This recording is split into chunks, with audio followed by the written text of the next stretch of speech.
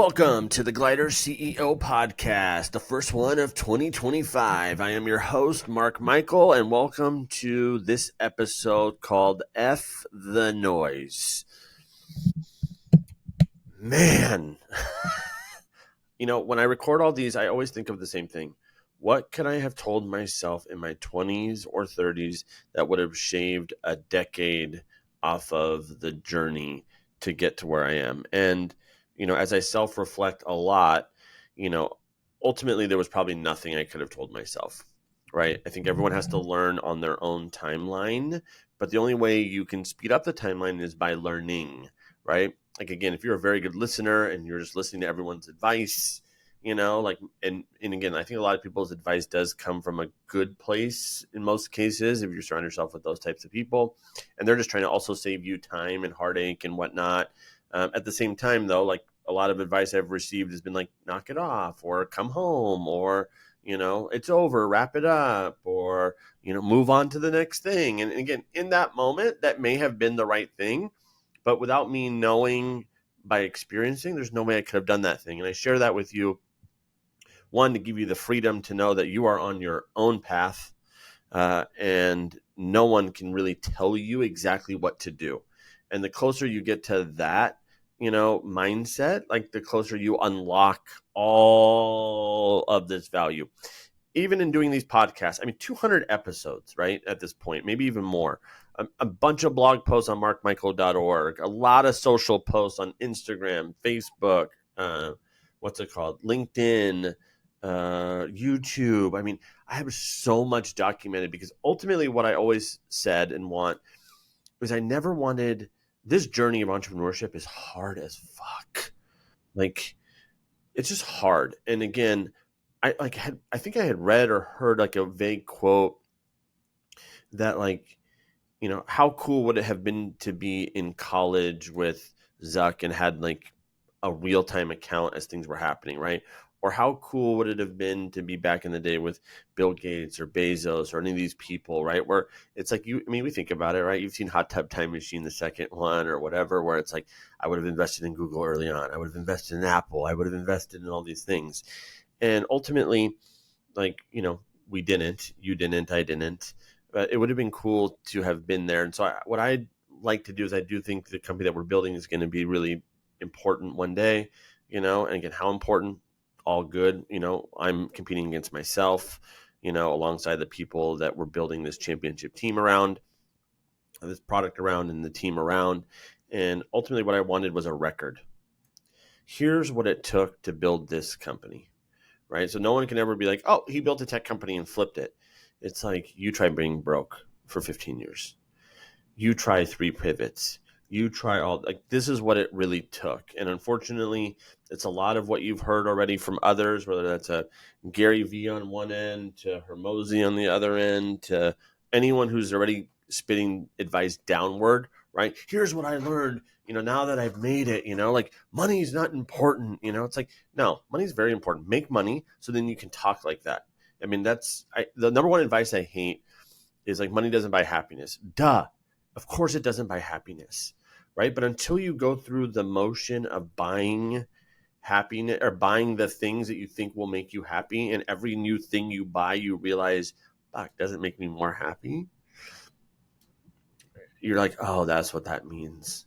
Oh, I guess I don't need that car to show off or whatever, right? Oh, I don't need that house. Oh, I don't need those clothes. Oh, I don't need that watch. Oh, I don't need that handbag. And again, I'll tell you, when I was broke, totally, wanted all those things. Anyone that was spitting advice, like, money does my happiness, I was like, you don't know what the hell you're talking about. So this episode, F the noise, that is the noise.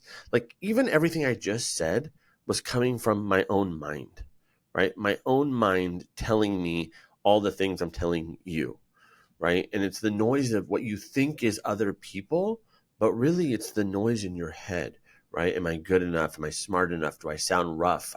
So many lessons to reflect on, because again, we've been living it. I've been documenting it, right?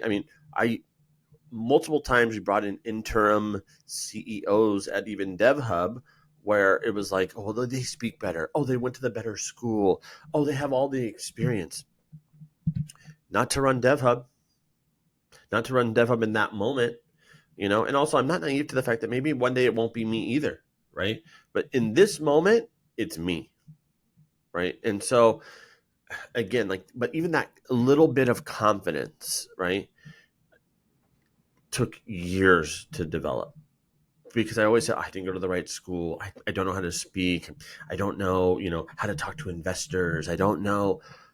People are people. A lot of people are just faking it, and you realize that the more times you put yourselves in those uncomfortable positions, and again, like I just never have the expectation of anyone to do anything for me, no matter how many times they've promised that they're going to do something, right? So someone's like, I'm going to bring you this huge deal, Mark, or even DevHub. I'm going to bring you guys this huge deal. Bring it. That'd be cool if you did, but not to get upset with the person if they don't. It's on me. I always have a running joke that someone shows a tiny pinhole of interest in DevHub, they're in my bullseye for the rest of their lives, whether they know it or not. Like I will get that deal. And again, that level of follow-up. So the noise is a lot of what I would say it falls into a couple different aspects, right? So one is, again, there's like this weird societal capitalistic type of pressure. Like I have to achieve. Again, if you have that in you, I'm just calling it out. Like it has to be true to you, right? I say to people, I choose to participate in my version of capitalism. I believe you can build a good company that employs great people, that gives them a great future for them, their families, the kids, and so it's like I enjoy that. Like I don't believe that a CEO should be paid 52 times their, I mean, that's just so insane. At the same time, it's like I don't think those people should be penalized or looked down upon or whatever because they did help in most cases at a certain level. That level of wealth, that level of compensation comes with the direct responsibility for the mass amount of people that you are actually helping, from employees employing 1 million people, employing and then helping tens of millions, if not a billion customers. Of course, where do you think that money is going to flow? Right. And so it's like, I never get upset with that part of it. Again, societal pressure, trends, right? Again, I mean, TikTok, I mean, we'll see I guess they're in court today to discuss the future of it. We'll see how long that lasts. Again, critics, right? I think we're our own biggest hater. And, the sooner you realize it's you talking to you and that no one's actually paying attention about you is the biggest value ever unlock of all time. And yeah, I would even say that self-doubt. Let's see.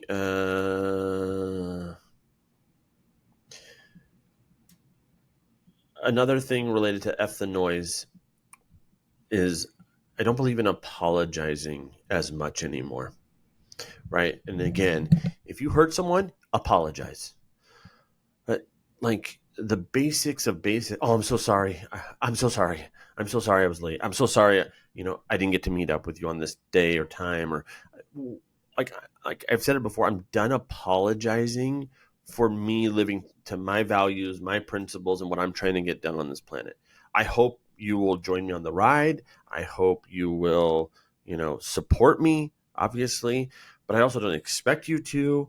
And, there's a lot around that. You can go down the rabbit hole on that, but I'm just giving you permission to be a little bit more unapologetically you.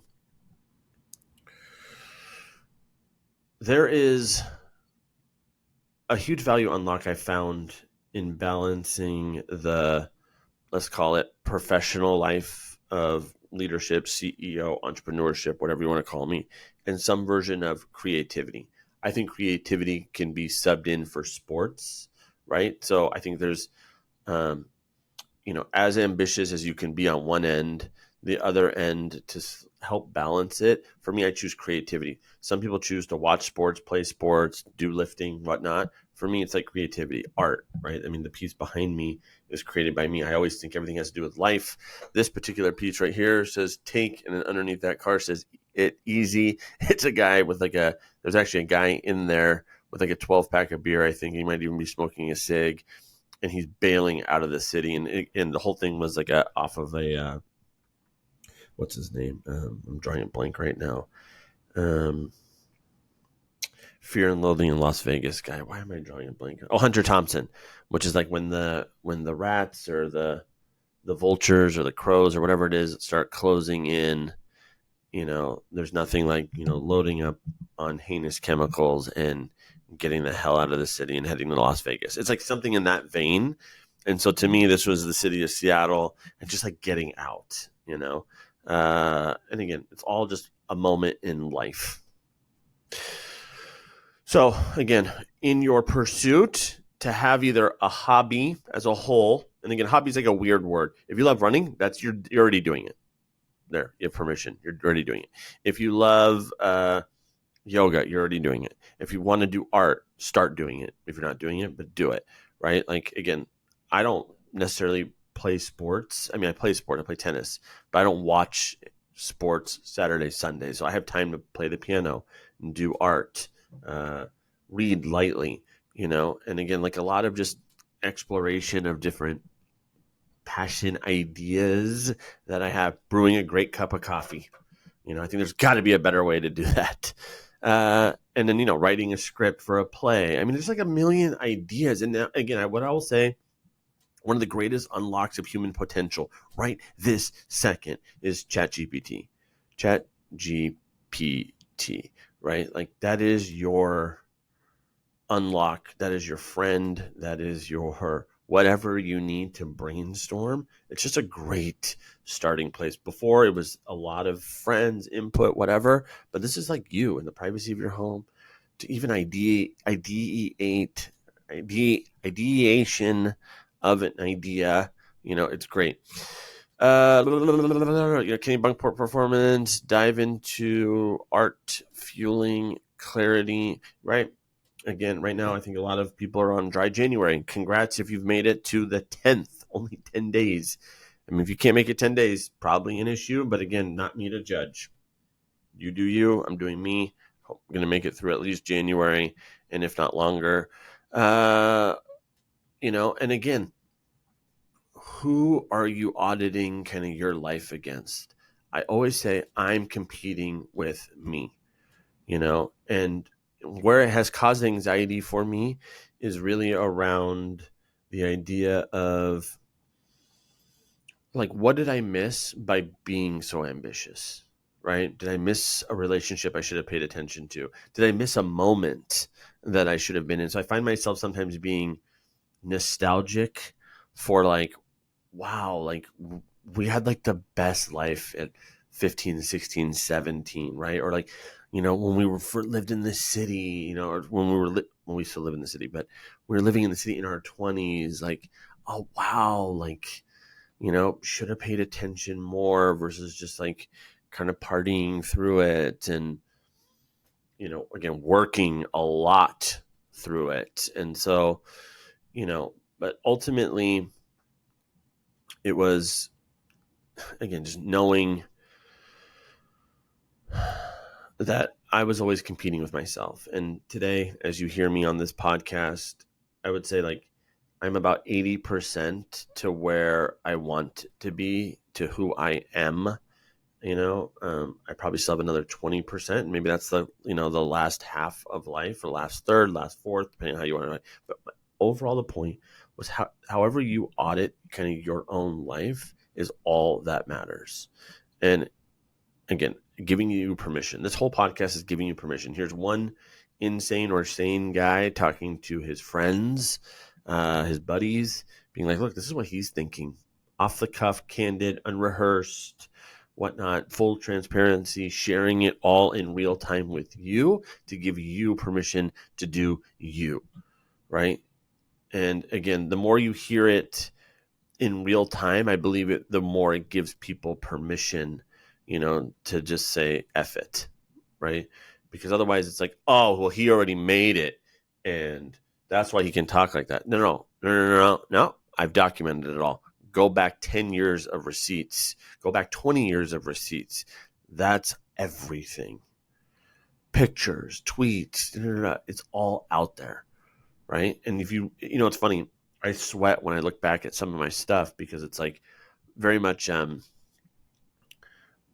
is it boisterous or boisterous? I mean, it's very much boasting. Oh, we're crushing. Every day we're crushing.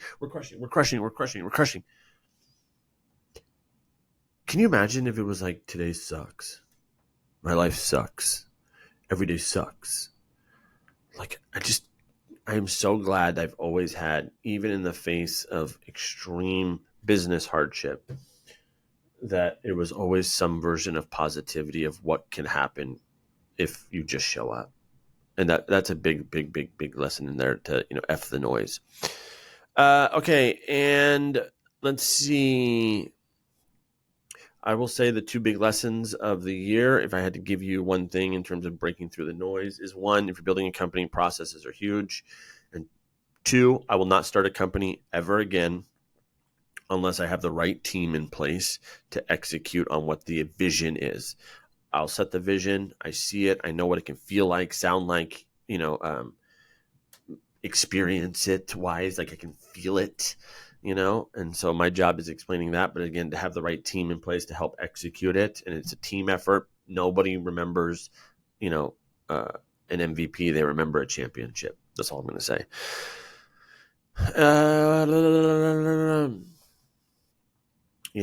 This is one life. You have it, and go for it. Go for it. Do it on your terms, as authentic as you can be to you, as authentic as you feel with maybe the right group of people when they're around you. Be that, as close to that, 100% to that every day, and you will win. Happy 2025, January 10th. Rooting for you always. See you on the other side.